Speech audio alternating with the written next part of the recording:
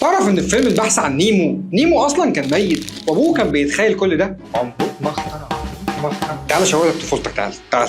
في نظريه بتقول ان والد نيمو كان في حاله انكار بعد وفاه اسرته، والنظريه بتقول ان بعد وفاه زوجته واولاده مارلين اخترع النظريه دي علشان يتجاوز بيها احزانه، واخترع في دماغه شخصيه نيمو. اصحى انت يا عم الجبت اللي نايم انت هنا.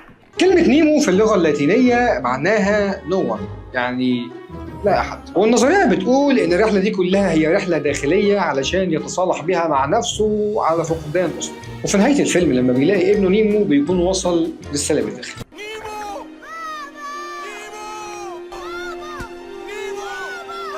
الحمد لله.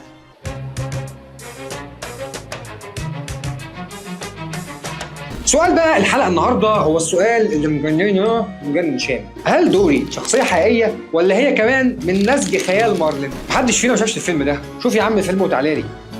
عمود مختار